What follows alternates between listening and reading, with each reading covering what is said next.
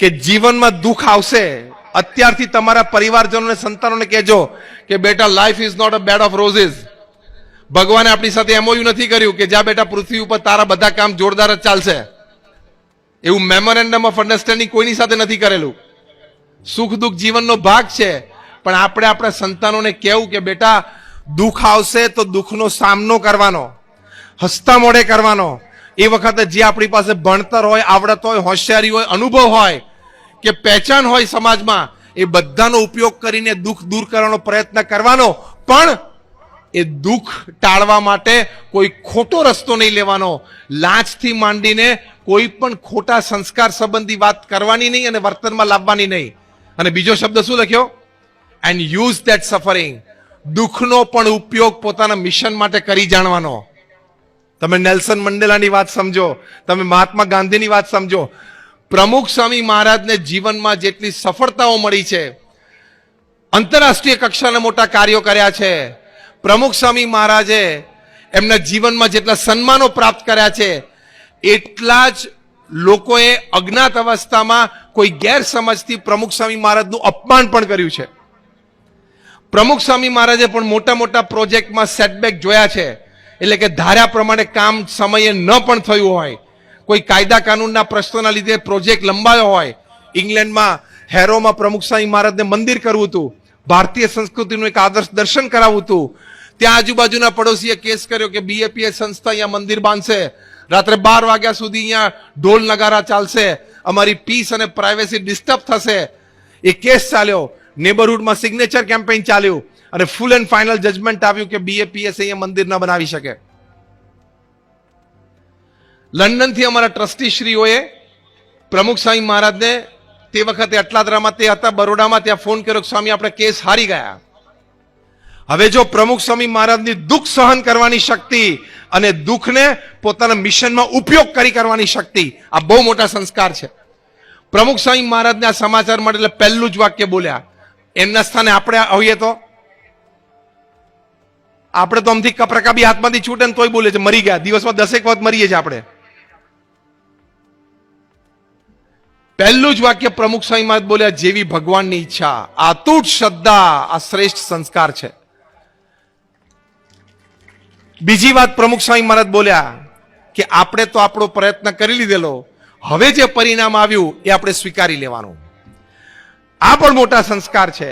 અને ત્રીજી વાત, જો દુઃખનો પણ ઉપયોગ કરી શકે, પ્રમુખ સ્વામી મહારાજ બોલ્યા કે આપણે નક્કી કર્યું છે, બધાએ સાથે બેસીને નિર્ણય લીધો છે કે આપણે લંડનમાં ત્યાં ભવ્ય મંદિર, ભારતીય સંસ્કૃતિના દર્શન અને એ દ્વારા લોકોને લાભ એ પશ્ચિમના દેશોને અપાવો છે.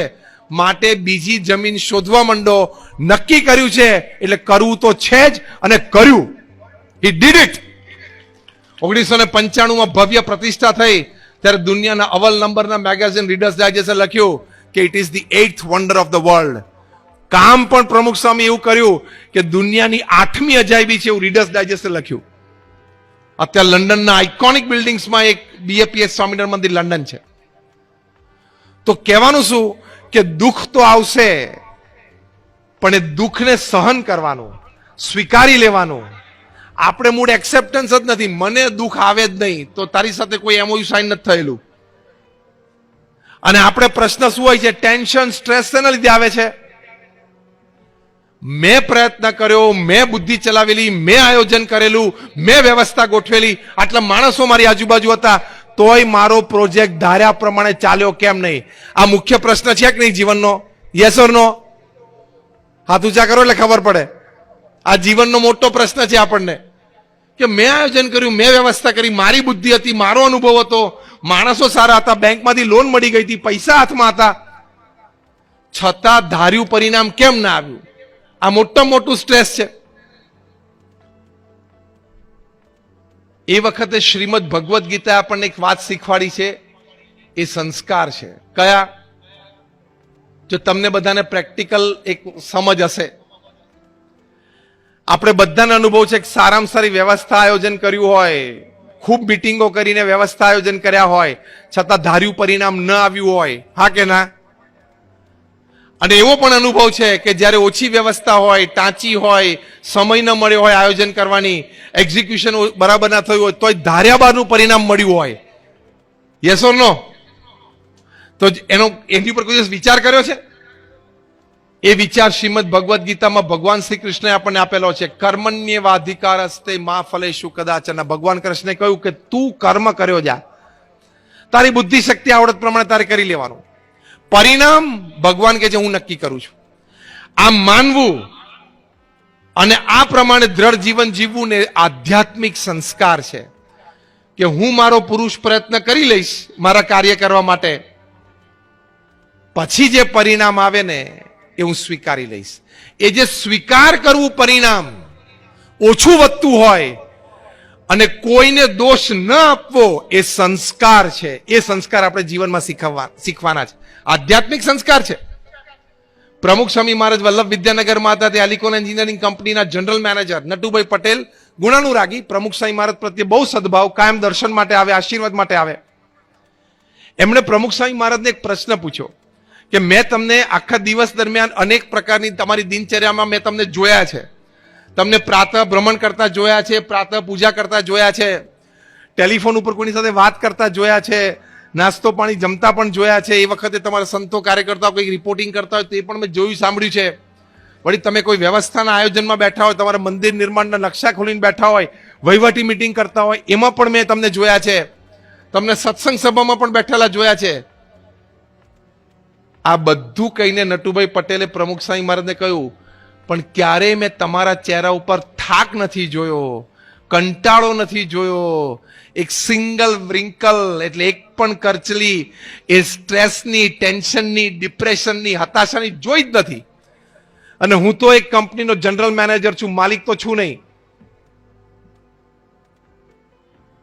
સાંજે 6 વાગે મારી ખુરશી પરથી ઉભો થયો એટલે મારે કોઈ વિશેષ જવાબદારી નથી, તોય સાંજે 2 ઘૂંટડા પીવું નહીં તો ઊંઘ નથી આવતી. અને તમે આટલા સ્થિર, આટલી જવાબદારીમાં રહી શકો છો? પ્રમુખ સ્વામી મહારાજે ખૂબ સુંદર ઉત્તર આપ્યો, જે આપણે હમણાં વાત સમજ્યા. પ્રમુખ સ્વામી મહારાજે કહ્યું કે રોજ સવારે ઉઠીને અમારા ઈષ્ટદેવ ભગવાન સ્વામિનારાયણ, અમારા ગુરુ યોગીજી મહારાજ, એને પ્રાર્થના કરીને અમે કહીએ કે આજે મારે શું સેવા કરવાની છે. પછી અમને સુજાડે છે એ પ્રમાણે સવારેથી જ અમને અમારા ગુરુ અને ભગવાનના આશીર્વાદથી જે કંઈ બુદ્ધિ શક્તિ આવડત છે એ પ્રમાણે અમે કામ કરીએ. નાવ લિસન કેરફુલી, હવે બરોબર સાંભળજો. પ્રમુખ સ્વામી મહારાજે કહ્યું કે સાંજે એ કામ પાછું અમે અમારા ભગવાન અને ગુરુના ચરણોમાં આપી દઈએ કે મેં મારો પ્રયત્ન કરી લીધો, હવે તમારે જે પરિણામ આપવું હોય, જે ફળ આપવું હોય એ તમે આપજો, મને માન્ય છે. આને આધ્યાત્મિક સંસ્કાર કહેવાય. એક્સેપ્ટન્સ, સ્વીકાર એ ન કરી શકે કુસંસ્કાર, સ્વીકારી શકે એ સંસ્કાર કહેવાય. તો એ એક્સેપ્ટન્સની વાત છે.